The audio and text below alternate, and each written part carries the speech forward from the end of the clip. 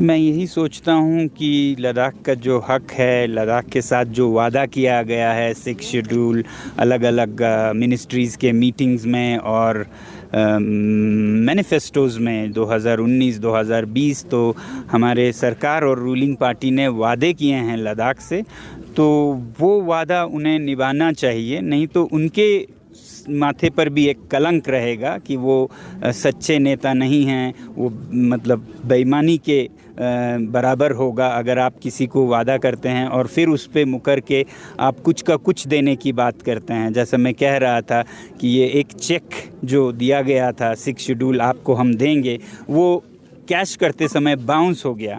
तो इसका हम नेताओं को, केंद्र के और यहाँ के सबको याद दिलाना चाहेंगे कि अभी भी वक्त है कि वो वचन पर खरा उतरें और एक अच्छे ईमानदार दल और नेता के रूप में भारत में लोगों के सामने आएं। नहीं तो ये एक बहुत बड़ा कलंक रहेगा।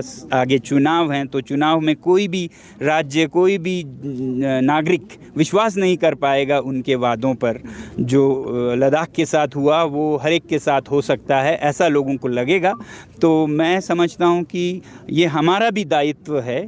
अगर कोई वादा तोड़ता है तो वादा तोड़ने वाले की तो गलती है ही, मगर जो वादा ले भी नहीं पाता है, वचन दिया है उसका अमल नहीं ले पाता है, उस पर भी धिक्कार है कि वो चेक लेके बाउंस भी हुआ और खामोश भी रहा। तो जुल्म और गुनाह है जुल्म करना, मगर जुल्म सहने वालों की भी गुनाह है अगर वो चुपके से सहें।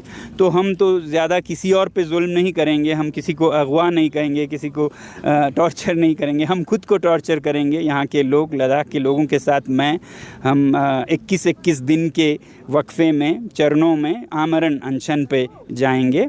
अब देखते हैं, ये चुनाव की घोषणा तो मतलब उनके ज़मीर तो अलग है, चुनाव का घोषणा तो एक व्यावहारिकता है, मगर मैं उनके ज़मीर से, जो उनकी अंदर का मन है, उनसे गुहार लगाना चाहता हूं कि आप कैसे रात को सो पाएंगे अगर आपने ऐसा वादा किया है लद्दाख के लोगों के साथ और आप उस वादे को तोड़ते हैं, मतलब सरासर मुकर जाते हैं। तो शायद आपको भी नींद नहीं आएगी और अगर कुछ कर्मों का फल होता है तो वो फल अच्छे नहीं होंगे। इसलिए मैं नहीं चाहूँगा कि उनको बुरे फल मिले। इसलिए तरीका ये है कि वादा निभाएं, जो सत्य का रास्ता है उस पे चलें। जैसा मैं कहता हूँ, रघुकुल रीति सदा चली आए, प्राण जाए पर वचन ना जाए। तो ऐसे सरकार से जो राम के भक्त हैं, मैं उम्मीद करूंगा कि वो राम के आदर्शों के भी भक्त हैं, न सिर्फ फिर उनकी।